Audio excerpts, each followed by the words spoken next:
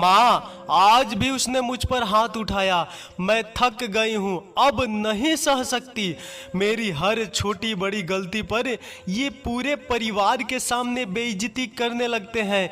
मैं भी इंसान हूँ, मेरी कोई हैसियत ही नहीं है। वो रो पड़ी बोलते बोलते। रो मत बेटा, तू घर चली आ। बहुत देखे हैं ऐसे। तू पढ़ी लिखी है, किसी की भी चिंता करने की जरूरत नहीं है। 2-4 दिन में ही इन लोगों की अकल ठिकाने लग जाएगी, देखना। फिर और अगर न भी लगी तो तलाक का रास्ता तो खुला है ना। बहुत सह लिया तूने, अब नहीं। माँ उसे दिलासा दे रही थी। वो हिचकियाँ लेकर रोती रही और फिर अपना सामान समेटने लगी। नीरज उसे सामान पैक करते हुए देखकर बोला, कहाँ की तैयारी है? आपसे मतलब? आपने मुझे कभी बताया कि आप कब और कहाँ जाते हैं? अपनी फैमिली के सामने मुझे बेइज्जती करते समय सोचते हो कि मैं तुम्हारी बीबी हूँ, कोई नौकरानी नहीं। बस करो नीरज, बहुत हो चुका। अब मैं एक पल के लिए यहाँ नहीं रहूंगी। वो हमारा परिवार है नीरा, और तुम्हें तुम्हारी गलतियों के लिए डांट रहा था। तुमने बाबूजी से बहस न की होती तो मुझे गुस्सा नहीं आता। तुम मुझे उकसा रही थी। वो बहुत देर तक उसे मनाने की कोशिश में लगा रहा, पर निधि तो जैसे कसम खा कर बैठी थी। कब ऑटो किया, कब बाहर निकली, कब ट्रेन में बैठी, उसे कुछ होश नहीं। बस इतना याद है कि नीरज बहुत देर तक उसे खड़ा देखता रहा जाते हुए। गुस्से ने उसके सोचने समझने की शक्ति जैसे छीन सी ली थी। माँ के कहे शब्द उसके कानों में गूंज रहे थे, तू चली आ, बहुत सह चुकी। नीरज से उसकी शादी हुए 2 साल हो चुके थे। नीरज अपने माता पिता का एकमात्र बेटा था। एक ही बहन थी जिसकी शादी हो चुकी थी। नीरा अपने घर में 3 भाइयों की इकलौती बहन थी और बेहद लाडली भी। शुरू शुरू में ससुराल में सब ने उसे हाथों हाथ लिया, पर वो तो केवल नीरज को ही अपना मानती। बाकी लोगों से उसे कोई मतलब ही नहीं था। नीरज उसे जितना समझता वो उतना ही उल्टा करती और 2 की 4 लगाकर अपनी माँ को फोन पर बताती। वो भी उसे मुंह तोड़ जवाब देने की सलाह देती, जिसका असर ये हुआ कि नीरा अपने को कभी जोड़ ही नहीं पाई। उसे सब दुश्मन से लगते। धीरे धीरे सास ससुर ने तो जैसे चुप्पी साध ली। वो कोशिश करते कि नीरा से कम बात करे। आज भी वो कहीं जा रही थी तो बाबूजी ने अकेले जाने से मना किया। बेटा, तुम उस इलाके से परिचित नहीं हो, एक बार नीरज आ जाए फिर चली जाना। बस फिर क्या था, उसके मुंह में जो आया बोलती गई। आप मुझे जाने से मना कर रहे हैं? आपको क्या लगता है कि मैं कुछ गलत काम करने जा रही हूँ? कोई दूध पीती बच्ची हूँ कि अब हर जगह मैं नीरज का हाथ पकड़कर चलूंगी? आप मेरे व्यक्तिगत जीवन में मत घुसिए। नीरज से भी उसने 2 की 4 लगाई, पर वो उसकी रोज की हरकतों से वाकिफ था, तो उसने उसे बाबूजी से तमीज से पेश आने को बोला। ये बात उसे नागवार गुजरी। वो भड़क उठी। इस पर नीरज का हाथ उठ गया। उसे लाख समझाने पर भी वो नहीं मानी और घर छोड़ दिया। माँ पापा का प्यार और भाई भाभीियों की मनुहार ने उसे बहुत जिद्दी बना दिया था। अब वो खुश थी कि अपनी ससुराल से पीछा छूटा। ट्रेन तेजी से दौड़ी जा रही थी और उसके और नीरज के बीच की दूरियों को बढ़ा रही थी। 2-3 बार नीरज की कॉल को उसने रिजेक्ट कर दिया, पर माँ उन्होंने उसे कॉल क्यों नहीं की, जबकि वो जानती है कि वो आ रही है। गुस्सा शांत होने पर उसे अब उसकी नीरज की याद भी आने लगी थी, पर वो नहीं जाएगी वापस। देखते देखते वो अपने मायके की जमीन पर थी, जहां उसे लेने कोई नहीं आया था, जो उसके लिए बहुत आश्चर्य की बात थी। स्टेशन से घर तक जाने के लिए उसने ऑटो लिया। बीच में बड़ी हवेली के पास से गुजरते समय उसे बड़ी अम्मा की याद आ गई। आज शायद कुछ है हवेली में, बड़ी रौनक दिख रही है। घर जाकर माँ से पूछेगी ये बड़ी अम्मा कौन है और इस हवेली से उनका क्या रिश्ता है। नीरा को उनकी याद क्यों आई? क्या नीरा को उसकी गलतियों का एहसास हुआ ये जानने के लिए मैं आगे की कहानी सुनिए। नीरा अपने पति से लड़कर मायके पहुंचती है। घर के दरवाजे बंद थे। नीरा का दिल तेजी से धड़क गया। किसी अनहोनी की आशंका से घिरी हुई वो घर के अंदर दाखिल हुई। पहले जब भी आती थी तो तीनों में से कोई न कोई भाई उसे लेने जरूर स्टेशन आता था। आज क्या बात है, अंदर का माहौल भी खींचा खींचा सा था। दोनों छोटी भाभियों ने उसे देखकर फीकी सी मुस्कान फेंकी और अपने कमरे की तरफ चल दी। बड़ी भाभी ने उसके हाथ से बैग लिया और बैठने को बोला। भाभी, बात क्या है, क्या हुआ है सबको? पहले तो घर के आंगन से आप तीनों की हंसी की आवाज़ गूंजा करती थी और आज दोनों भाभी मुझे देखकर भी मिलने नहीं आई, यहाँ तक कि मुझे लेने भी कोई नहीं आया। कुछ नहीं नीरू, तू अभी थक कर आई है। जा, माँ पापा तेरा इंतजार कर रहे हैं, बाद में बातें होती रहेगी। बड़ी भाभी उससे उम्र में बहुत बड़ी थी। वो उन्हें माँ की तरह ही प्यार करती थी और उनके स्वभाव से परिचित थी कि कोई भी ऐसी बात जो कड़वी हो भाभी उसे नहीं बताएगी। थोड़ी देर में ही वो समझ गई कि रिश्तों में दरार आ चुकी है। इस बात का सबूत आंगन में दो किचन बता रहे थे। अब वो अपना बैग लेकर माँ के कमरे की तरफ चल दी, पर तभी एक और झटका लगा। भाभी ने उसे छत पे बने कमरे की ओर इशारा करके वहां जाने को बोला। पर भाभी, माँ का कमरा तो नहीं नीरू, अब माँ पापा मेरे साथ रहते हैं ऊपर। तू चल, मैं तेरे लिए कुछ खाने को लेकर आती हूँ। ढेर सारे सवाल उसके मन में चल रहे थे। इतना सब हो गया और माँ ने मुझे बताया भी नहीं। एक मैं हूँ जो अपनी सारी बातें उनको बताती हूँ। अभी जाकर माँ से पूछती हूँ। ऊपर पहुँचकर वो माँ के गले लग गई। इतना सब कहना था, पूछना था, पर कुछ बोलती इससे पहले ही माँ ने उसे चुप रहने का इशारा किया। तेरे पापा की तबीयत बहुत खराब है, अभी अभी सोए हैं, हम बाद में बात करेंगे। अब तो तुम्हें यहीं रहना है ना, तो आराम से सारी बातें करेंगे। मन की बात मन में ही रह गई। उसके लिए भाभी ने उसकी भतीजी के कमरे में बिस्तर लगा दिया। दिन भर की थकान और तनाव के कारण उसे कब नींद ने घेरा पता ही नहीं चला। दूसरे दिन नीचे से आई तेज आवाजों ने उसकी नींद तोड़ी। मझले भैया जोर जोर से चिल्लाकर छोटे को अपनी तरफ से गाड़ी हटाने को बोल रहे थे। छोटे भैया कुछ बोलते इससे पहले ही छोटी भाभी ने उन्हें खरी खोटी सुनाना शुरू कर दिया। वो अवाक सी खड़ी हुई देखती रह गई। ये लोग इस तरह कैसे कर सकते हैं? रिश्तों की कोई मर्यादा होती है कि नहीं? बड़े जेठ हैं, वो हिम्मत कैसे हो गई छोटी भाभी की? अभी जाकर बात करती हूँ। वो गुस्से में नीचे को चल दी, पर माँ ने उसे बीच में रोक दिया। नीरू, ये उनका मसला है, तुझे बीच में पड़ने की जरूरत नहीं है। पर माँ, मर्यादा नाम की भी कोई चीज होती है या नहीं? माँ ने उसे देखा। उनकी अंतर भेदी नजरों से वो पानी पानी सी होकर वापस कमरे में चली गई। कहने को आज पहला ही दिन था उसका इस घर में, जहाँ उसने जन्म लिया था, जहाँ उसके माँ पापा थे, पर पता नहीं क्यों सबकी नजरों में एक खालीपन सा था। उसका कमरा भी अब दूसरे भाई के हिस्से में चला गया था और वो एक अनपेक्षित मेहमान की तरह अपनी भतीजी के कमरे में अपने बैग को एक जगह देने की कोशिश में लगी हुई थी।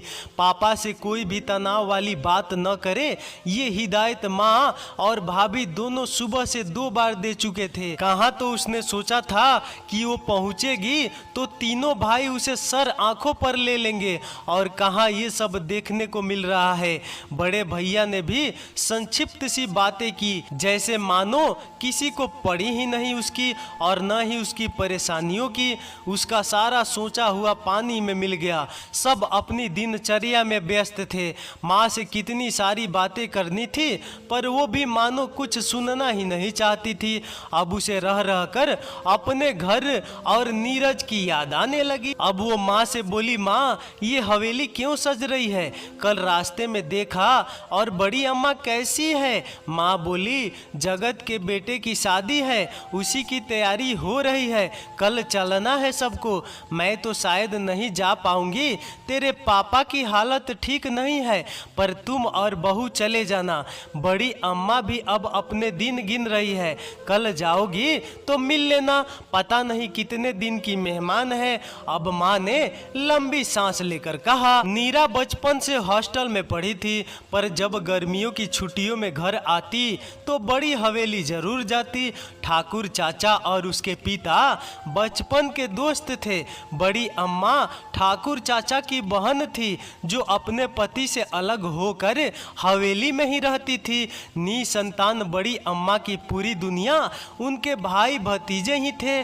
बड़ी अम्मा से नीरा को भी लगाव था, उनसे मिलने की इच्छा लिए वो हवेली में जाने की सोचने लगती है। दूसरे दिन सभी अपने में व्यस्त थे, तभी वो माँ के पास गई। माँ, आप सभी बिजी हैं और शादी तो शाम को है ना, मैं सोच रही हूँ कि थोड़ी देर के लिए बड़ी हवेली हो आऊँ, शाम को फिर बड़ी अम्मा के पास बैठने का समय मिले ना मिले।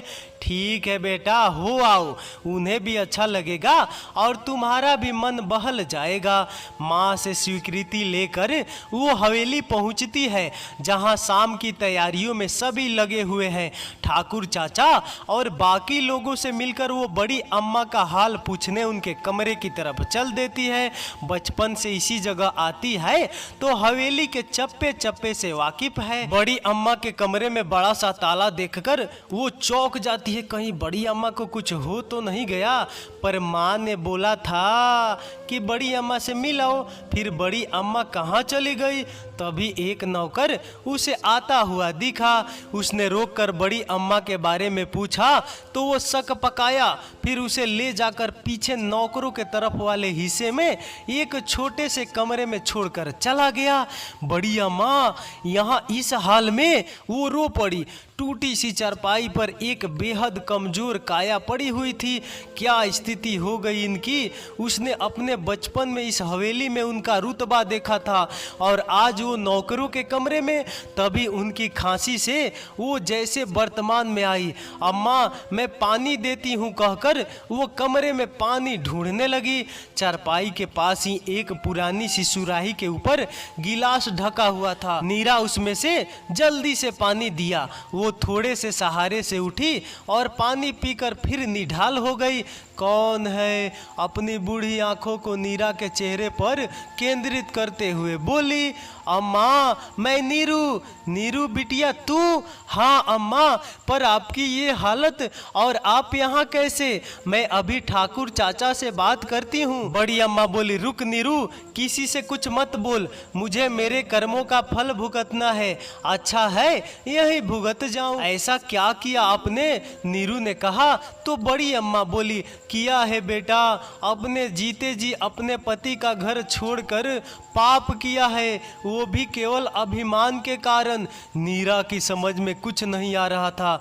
बड़ी अम्मा ने फिर से बोलना शुरू किया, नीरू, मैं अपने पिता की बेहद लाडली थी। जिस समय लोग अपनी बेटियों को स्कूल भी नहीं भेजते थे, उस समय मेरे पिता ने मुझे हॉस्टल में रखकर पढ़ाया था। घुड़सवारी और निशानेबाजी सिखाई थी। मैं फराटेदार अंग्रेजी बोलती थी। मुझे सब सिखाया गया था। बस शादी के बाद पति के घर में कैसे रहना है ये नहीं सिखाया गया था। मैं जिद्दी और घमंडी हो गई थी। मेरे पिता ने मेरी शादी में दिल खोल कर खर्चा किया, जरूरत की सारी चीजें दी, बस मुझे संस्कार देना भूल गए। एक दिन मेरे ससुर जी ने मेरे कमरे से मेरी दीवार घड़ी, जो मुझे मेरे पिता ने विलायत से मंगवा कर दी थी, उठवा कर बैठक में टंगवा दी। बस फिर क्या था, मैंने आओ देखा ना ताओ, ये भी नहीं सोचा कि उस समय वहाँ कितने लोग मौजूद हैं। बाहर जाकर अपनी घड़ी उतार लाई और उनको उनको सबके सामने भिखारी बोला। मेरे पति ने उनसे माफी मांगने को बोला, पर मैं अपने अभिमान में चूर थी, बहुत घमंड था। अपने पिता की दौलत पर झुकने से अच्छा उस घर को छोड़ना ज्यादा सही लगा। यहाँ चली आई हमेशा को। पहले तो एक दो बार उन लोगों के संदेश भी आए, फिर बाद में वे भी आना बंद हो गए। उन्होंने दूसरी शादी कर ली। आज अपने घर में होती तो नाती पोते वाली होती, मेरी भी इज्जत होती। जब तक मेरे पिता और भाइयों का चला, मेरी भी हवेली में चली, पर अब भतीजों का राज है। आज कोई अपने माँ बाप को भी नहीं पूछ रहा है मैं क्या चीज हूँ। जब से बीमार हुई यहाँ डाल दिया। कहते हैं बीमारी फैलेगी। बड़ी अम्मा फिर से खांसने लगी थी।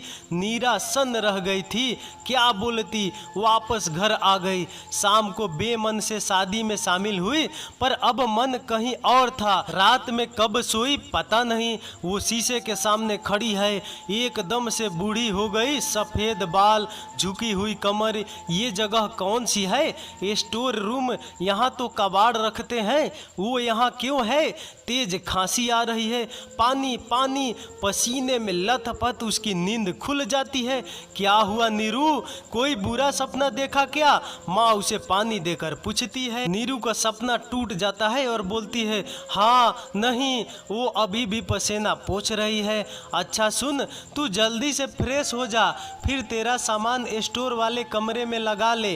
वो क्या है ना, अब तुम्हें यहीं रहना है तो अलग कमरा तो चाहिए ना, तो मैंने स्टोर की सफाई करा दी है, आज से तू वहीं रहेगी। वो चौंक जाती है, कहाँ नीरज और उसका एसी बेडरूम, और कहाँ वो स्टोर रूम। उसे अपना सपना सच होता हुआ दिखाई दे रहा है। वो फिर से पसीने में नहा जाती है। माँ से ये उम्मीद बिल्कुल भी नहीं थी। उसे रोना आ जाता है। अब अपनी सारी गलतियाँ शिद्दत से याद आने लगती है। उस दिन भी तो बाबूजी उसके और नीरज के बीच बचाव ही कर रहे थे जब वो उन्हें मारने झपटी थी। अगर नीरज बीच में नहीं आते तो उसका हाथ उठ चुका था। इसी कारण नीरज मजबूर हो गए थे उस पर हाथ उठाने को। कोई भी औलाद अपने पिता की बेइज्जती कैसे देख लेता, पर वो यूं छिपा गई थी। आज सब याद आ रहा था, नीरज बेहद याद आ रहे थे और घर भी। उसने अपना मोबाइल उठाया, नीरज की ढेर सारी मिस कॉल पड़ी थी जिसे उसने गुस्से में नहीं उठाया था। आज हिम्मत करके कॉल की। दूसरी तरफ से नीरज की आवाज आई, नीरा कोई ऐसा करता है क्या? मुझे माफ कर दो और घर लौट आओ, मुझे और इस घर की तुम्हारी जरूरत है। उसकी आवाज सुनकर नीरा की हिचकियां बंध गई। बहुत देर तक रोती रही, फिर आने का वादा करके फोन रख दिया। उसने फैसला ले लिया था, वो हवेली वाली अम्मा नहीं बनेगी। माँ मैं अपने घर वापस जा रही हूँ, आप स्टोर रूम में वापस सामान रखवा दीजिए। गर्भ मिश्रित उसकी बात सुनकर माँ बोली, अरे तू वापस नहीं जाएगी, कभी नहीं, सोच ले फिर मत कहना। उनके चेहरे पर हल्की सी मुस्कान थी जिसे नीरा नहीं देख पाई। नहीं माँ, मैं जा रही हूँ अपने घर, वो मेरा घर है और अब कभी कुछ नहीं कहूँगी। वो मुस्कुराते हुए नहाने चल दी। करीब 2 घंटे बाद उसने स्टेशन के लिए कैब बुलाई। माँ ने ढेर सारी चीजें बांधी, वो सबसे मिलकर चल दी। 5 मिनट बाद उसे एहसास हुआ कि शायद उसका मोबाइल घर में ही छूट गया है। वो वापस घर की तरफ बढ़ी, तभी अंदर से आती आवाजों ने उसके कदम रुक दिए। माँ और तीनों भाभियाँ आंगन में बैठी हंस रही थी। छोटी भाभी बोली, मान गए आपको माँ, क्या सबक सिखाया है आपने नीरो दी को। और सबसे कठिन रोल तो पापा जी का था, बेचारे 2 दिन बिस्तर पर पड़े रहे। माँ बोली, क्या करती मैं, अगर उनका बस चलता तो अपनी लाडली को पहले ही दिन सब सच बता देते और वो कभी वापस नहीं जाती, इसलिए उनसे दूर रखना ही ठीक था। मैं नीरू को जानती हूँ, वो जिद्दी है, जब तक उसे सामने से कोई चीज न दिखाओ समझती नहीं है, इसलिए मायके का ये रूप भी दिखाना जरूरी था। एक ही दिन में 2 किचन बनाना और तुम सब का इस तरह एक दूसरे से लड़ना भी तो हमारी योजना का हिस्सा ही था, पर बेचारी नीरू दी, हम सब ने उनके साथ सही नहीं किया। मजली भाभी बोली। माँ बोली, बच्चे जब छोटे होते हैं तो कड़वी दवा देने रहने के लिए कभी कभी माँ को उनकी नाक भी बंद करनी होती है, पर वो उसके फायदे के लिए ही होता है।